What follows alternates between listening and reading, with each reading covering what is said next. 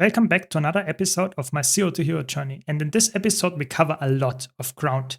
So you might have seen my summary over 1 month that I released a video about a few days ago. Be sure to check it out if you haven't already, which is more of a summary style video. This video here covers somewhat of the same content with a bit more detail and of course as always the nice tips and tricks I give out along the way. If you want to see every single minute of my journey, be sure to check out the description down below where I again link all my VODs in a playlist, and of course also all the edited version as this video here. And if you enjoyed this episode, be sure to leave a like. If you want to see more on the Zero to Hero journey and of course all other guides and stuff about Guild Wars 2, be sure to subscribe. As always, special shout out to all my dear supporters that help me keep the lights on. And now without much further ado, enjoy this episode. And don't worry, it will not be the last. We have way more stuff to cover. Come on, get it over with. That's the stuff where I would say the story is not bad in Guild Wars 2, I would say. But for a veteran, for someone that doesn't care about story, just make a skip button, you know? That would be so good, like giving us a skip button to skip the dialogue and everyone would be happy. Then they can make as much story as they want.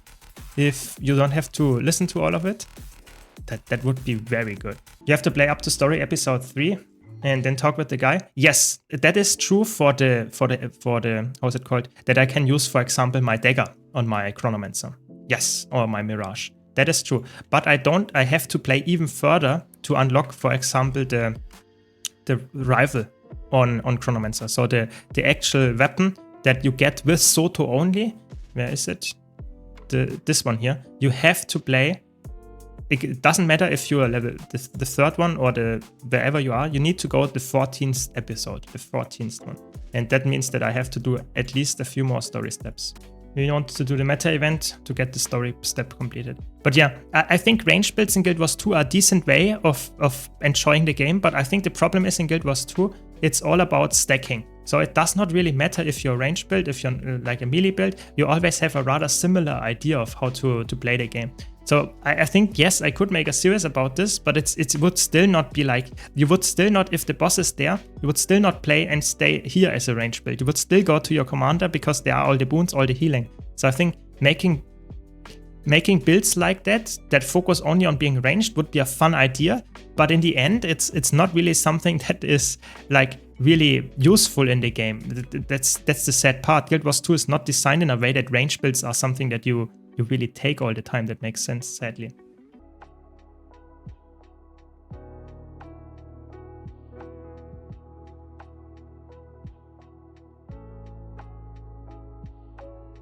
Uh-huh.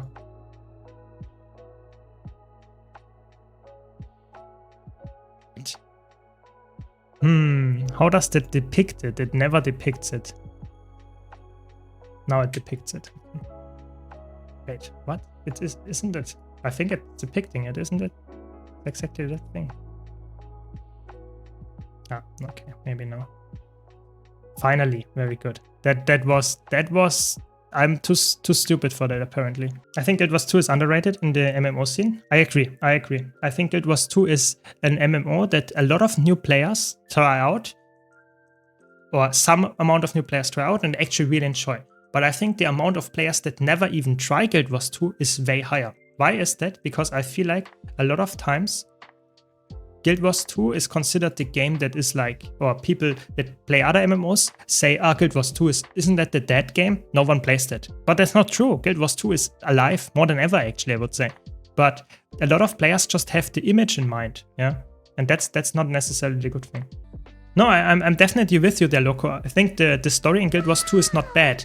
I think the story in Guild Wars 2 is just something that I want. Like, I'm a player, I'm a gameplay player. I enjoy games for gameplay.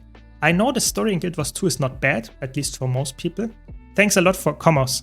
Really appreciate it. Thanks for the sub. Thanks for your support. So, I personally think I play games because I enjoy to have some fun, to have some action, play the game, yeah?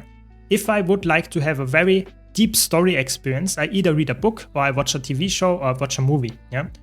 Where the story is the only thing. If I want to have fun and be active, then I play a game. I don't want to play a game and then listen to bears talking for 1 hour, yeah?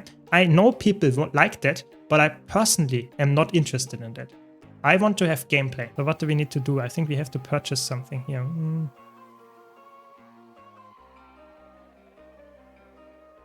Ancient Scroll of Weapon. Let's get this one. Nice, we have it. Oh my god, it only took like ages. We have it unlocked. Look at this. We can unlock we have the rifle. Oh my god. That's insane. Look at this. We have it. We have the full healing kit. We can finally play a healer, a real healer with a weapon. That's insane. That's crazy. Let's instantly go and play some strike missions after that. But yeah, if you have any questions, just ask. Other than that, I will try to explain what I'm doing here anyway. And hopefully that gives enough answers to you and teaches you something about the game. So we need more. I can reflect here, so if you don't know what I'm doing, if you put the reflect down on this elemental source, the projectile that would like extinguish those fires will be destroyed, reflected, whatever, will not work. And that means that you will just continue to be able to damage this thing without having to get the teleport and stuff done. It's really, really good in that regard. In World vs. World, what counts towards participation? So if you kill enemy players, that counts towards participation. And if you do any World vs. World events, so capturing a camp, capturing a castle, a keep, all that stuff counts, but not killing any specific spiders. The only exception to that is those veterans and the legendary crab, for example, or the champion crab in Eternal Battlegrounds, or the veteran walk or something. Those are exceptions, but the normal NPC mobs that are there, they don't count. The only thing that counts toward participation in PvP, World vs. World, is the stuff that you like capture a camp, capture a castle, that kind of stuff, and of course killing a player. So, but after that, so if you reach tier 6 participation in World vs. World, you will get, so to say, very easy time, because you can just say, okay, I will now only play every 10 minutes, capture a camp, and you will keep the tier 6 participation permanently up. So it's just the beginning that needs a little bit more effort, but if you get there and don't get deceived or something, then that works. You can use the low one. The low version is okay. I think the low version is just highlighting a bit more. I think that's the middle ground. I personally, just because of this blue stuff that I have, and I see it way easier then, I use it here with the blue one. And especially because I can also, if you see here, the blue circle still stays if I press my mouse buttons to rotate my camera. Yeah. Now the mouse itself is gone, but the blue circle still stays, which helps me to like locate it even if it's not visible. In Guild Wars 2 it would disappear if I turn my camera. Yeah. I don't see where my mouse is, so I will get confused. But if I have this blue cursor, I always know where it is. That's why I have it. They don't have as much Condi cleanse. Nice, got a double corrupt. That's what we like to see. And get some more chill, get some more interrupt. CC chain. He will activate the healing skill now. If he has it. No, doesn't. Okay. Does it. Okay. That's very good. We get some more corrupt, get some more stealth. Hopefully. I cannot rest my ally. That's impossible against 2 people. I will die. So I will just try to. Nice. Got the dodge bait. Can use my CC skill again. God, that's annoying. Stop it.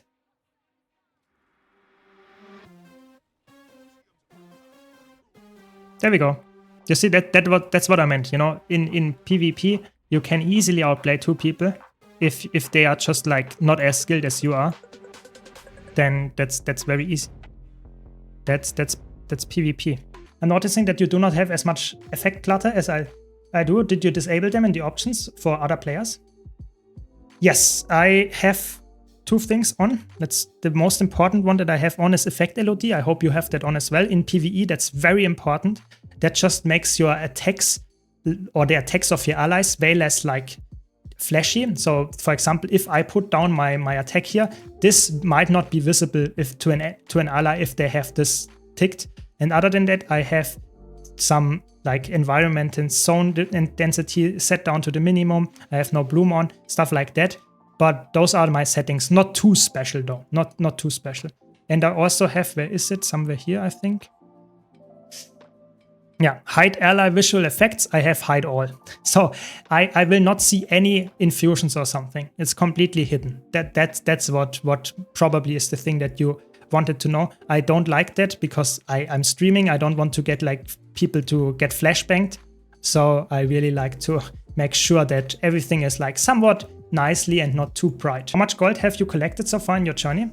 So I spend also like quite a bit on the Ascended gear or stuff like that. So I would say you can check my inventory. I have currently 233 gold. I have a lot of value in my material storage. So I would say if you sum it up, I have probably like collected specific gold, like probably around 500 or something.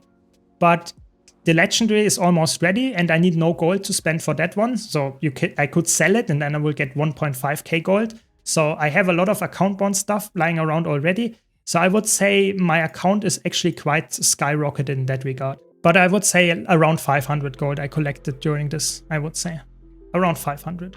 How much gold do you have on your main account? Or how much gold is considered a lot in Guild Wars 2? So, I mean, it depends who you ask. You know, if you ask a casual player, so someone that plays like a couple of hours each week, then 1,000 gold might be a lot. Yeah. I have on my main account, I have like in the inventory, like in the wallet directly, I have like 8.5k gold or something. So like, I would say like 4 legendaries worth or something, yeah? And if you sum up all my value on my main account, yeah, there is a website that calculates every single item that you have unlocked on your account and gives it a gold value, how much it would like cost to craft this specific item, get that skin. And if you sum all of that up, on my main account, I have almost exactly 1 million account value. So I would say that is for most people considered a lot. I'm almost exactly in the top 100 to top 200 of the highest valued accounts. There are still people that have like double the amount of account value. So there are some really rich people in the game, but it's very, very minor fraction. So I would say 99% of the people have less money than I do on my main account, but there are some very more rich people there as well. Just as in the real world, I would say. Come on, give me some more equity. I can teleport up here and can do this, very nice. And I can teleport up here and can do this, very nice. Guess who's back to cause mischief? The Mad King and his lunatic? Nice, October 7th, yes, very good. That's really good. I was hoping for that the Halloween event is actually happening before the expansion. I was really hoping for that and now it's coming back. Really good, looking forward to that. We'll do a lot of content about it. We'll do a lot of like fun events, farm a lot on this account here. So it will be just a really, really good addition to the game, especially if you're a new player. Halloween is one of the best events to farm. And it's also really fun. Yeah, I like it a lot. So happy to have it back at the 7th of October. Yeah, I will do a lot of farming in the labyrinth on this account. I can tell you that. We will also do, of course, here on stream, because it's an amazing experience farm. It's an amazing like gold farm, really easy to get into, and just a really nice event. Also, the other activities are really good. I like Halloween. It's one of my favorite, if not my favorite events throughout the year. For sure, in Guild Wars 2 that is. Is it worth using Laurels on the core tier vendors for Berserker accessories? So, you mean these ones? Those Laurel versions? There are those like accessories and like trinkets and rings that you can get there. If you have, like if you need the stat. So for example, if you need Berserkers, I think it is a very easy way to get this, yeah? Other than that, I would not get it. Because if you like, for example, I need like Harriers, and I can't get Harriers here. So I would get any other stat that is somewhat close to Harriers and waste like 40 Laurels and 50 Ectos on it. So I would say if you get the perfect stat, yes, it's worth it. But there are better things to get that are somewhat cheaper. I will show this in this, maybe not this stream, but in some stream coming in the future, where I get all the Ascended Trinkets as well. So Living World Season 3, for example, is amazing to farm for Ascended Trinkets. And they are way cheaper there and they are stat selectable. So if you have like absolutely are in dire need of getting Ascended Trinkets, yeah, you can purchase them here, but they are quite expensive and they have not a lot of stats that you lose. Berserker is probably the only one that is here really common. All the others, maybe Assassin, but all the others are not recommended, I would say. Just watch out, if it's unique, you cannot equip multiple. That is good point. So if you have, for example, like a specific Ascended item, so for example, this Althea's Ashes, this is a Berserker accessory, and it says here at the bottom, in the third line from the bottom, it says unique. That means you cannot equip 2 of those accessories. So that means that if you want to get Berserker accessory and another Berserker accessory, you need to get this one, and you get the Magister's Field Journal, which is also Berserker, but it's the other unique one. So both of them equipped together will give you Berserker stats, but if you only purchase once, twice, you will only be able to equip one of them. So you wasted your money in that regard. So be careful there. Ascended gear is typically unique. Not all of it, but typically. Yeah, Haldi, I'm with you. I think weapons are one of the worst things to get. Like trinkets, armor, runes, sigils, they are all somewhat better than weapons. I think maybe only the relic and maybe like underwater weapons or like even sigils. There are some people that say sigils are not worth it, but I would say it depends heavily how you play. So if you only play one character, then I think weapons might not be that good, but if you play like 9 different classes, all of them use spear in the builds, then maybe a spear is a really good choice. So it depends heavily how you play the game, but I would say legendaries are very personal in that regard. But armor and trinkets, those are probably always the best choices, at least to go first. I need 8 more spirit shards today, then I can craft it. I need 200 for the bloodstone shard, which costs 200 spirit shards directly, exactly, and I need this. Like nothing else. You cannot get it any other way. You have to get the spirit shards. So that's what we're gonna farm. So let's get some mystic clovers. We can purchase 5 maximum per week. I need exactly 77 to craft the legendary. So that means I only need 4. So I will purchase 4 mystic clovers for 80 tickets, 40 badges of honor, 8 like ectos, almost nothing, and 8 mystic coins. So easy peasy, gets 4 mystic clovers that way. That's how you do it. If you played some World vs. World for the Gift of Battle anyway, you can get some free mystic clovers every week. That's what I'm doing here. Yes, exactly. You knew it. I will buy them from Fractals. It's not the smartest way, but it's also not the worst way. And I really want to get it done today, so I will showcase this. This is a possible thing to do. You can enter the Fractals and you can like invest, I would say, some of your Fractal Relics to purchase a Spirit Shard from this vendor here. Buy 4373.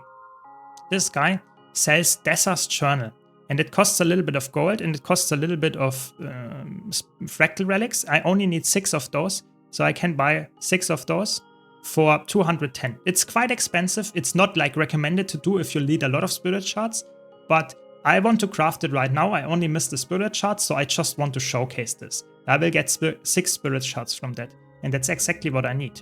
Yeah, I will just consume them, get some Spirit Shards, and then you see I'm at 200 Spirit Shards, and I have 77 Mystic Clovers as well.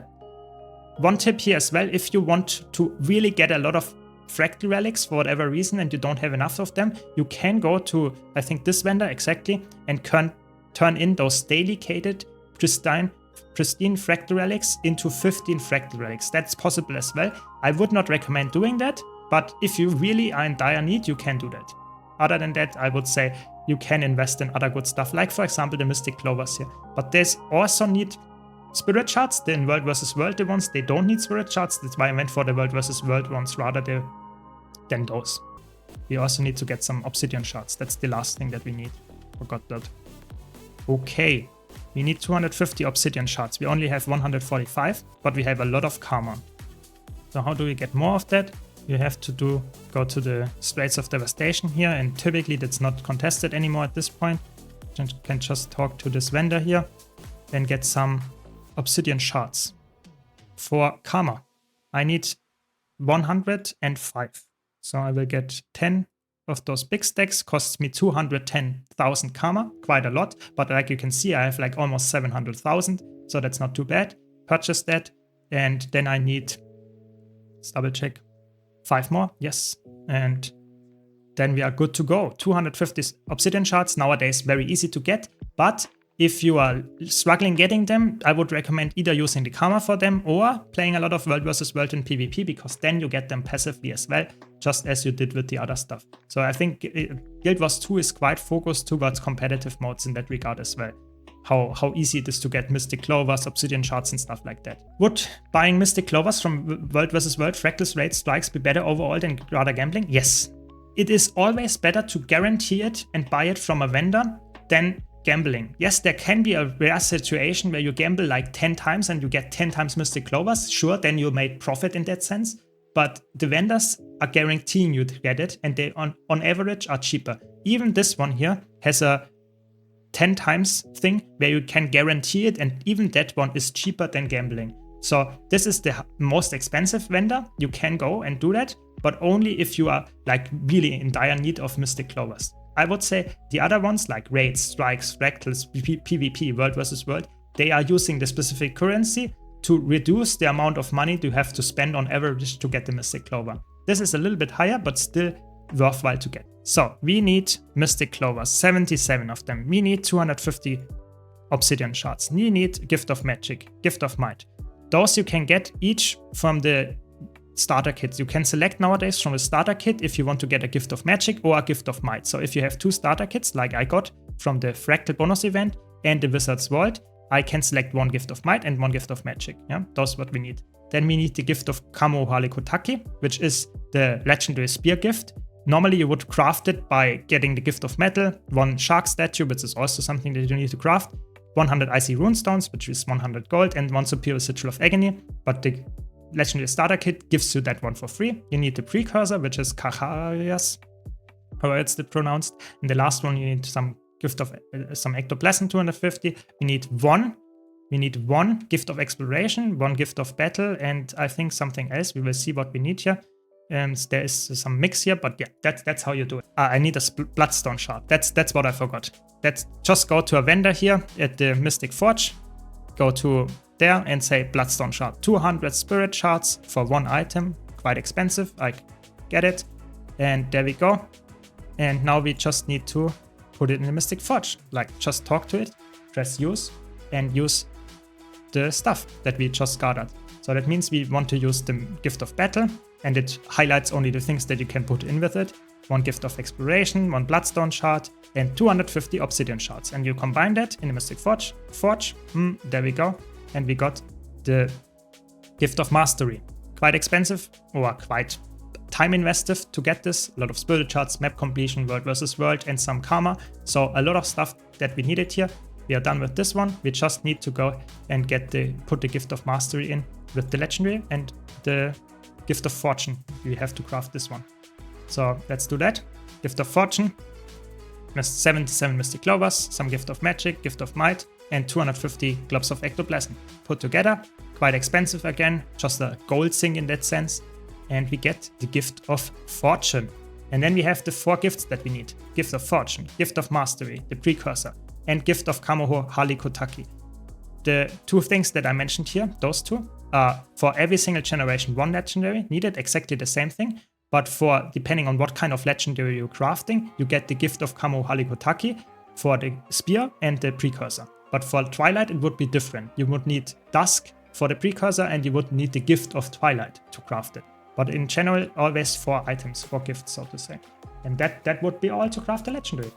Gift of Mastery, Gift of Kamo Halikotaki, the Precursor, and Gift of Fortune. And just put it in. And there we go. There it is. The legendary acquired. How much is it? Almost 2k gold if I would sell it. Of course, I have to have the taxes. And here, instant sale 1600 gold. Nice, nice, nice. You were here. Exactly. It's a good item. It's expensive, but of course I don't want to sell it here. I want to use it. But there are some arguments. Some people say sell your first legendary to get more gold to kickstart your account progression. But I personally think a legendary is a nice progress item. It's really fun to use. Has a nice flashy skin. So I like to use it here on this account for sure.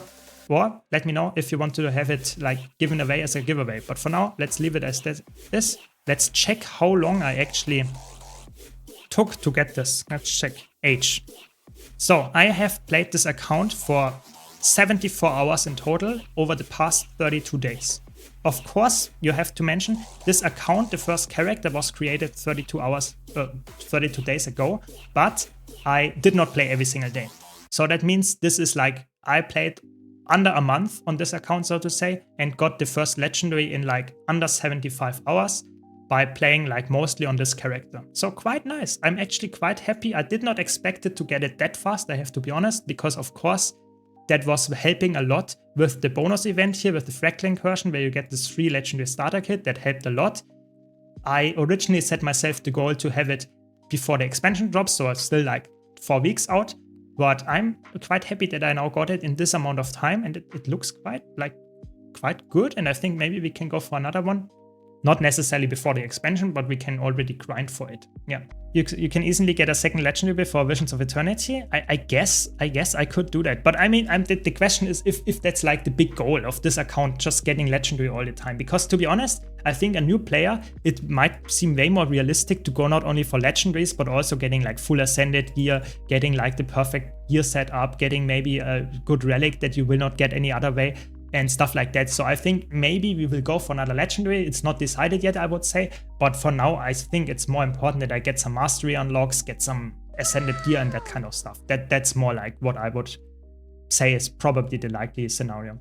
But yeah, mount unlocks exactly, like getting the big ones like the Sky Scale, the Roller Beetle, even the Griffin, those three are like insane. But with the new expansion, maybe even the Skimmer is very important because it's so power crept. So there are so many good things to go for. Like Masteries is probably one of the things that I like completely slacked on. There's nothing that I have unlocked here other than gliding and the fractal thing that gives you the most amount of loot. That's it. All the other things I not really have unlocked anything. So definitely something that I will try to start unlocking, yeah, and increase the mastery level for sure. I wanted to get one more strike mission going, but apparently like they were too fast. I could not join in time. No, it's a little bit sad. I need a little bit more spirit shards, a little bit more. But we can open here with some spirit shards. Oh, not spirit shards, the blue prophet shards. We need 3 to open. We can do that, and we will get some more stuff. Let's do that. Yeah, don't want to do Cold War. It's too long. So let's open it and get some blue prophet crystals. Oh my god, we make a perfect, look at this, 175 on the spot. That's what we need. That's insane. I obviously calculated beforehand.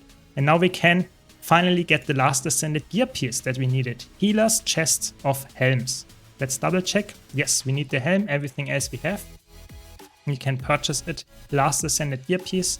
So we can select it and there we go. 77.5 gold. Get the light armor piece, select it, select Harrier stats. That's what we want to go for here. And equip it. And look at that. We have full ascended armor.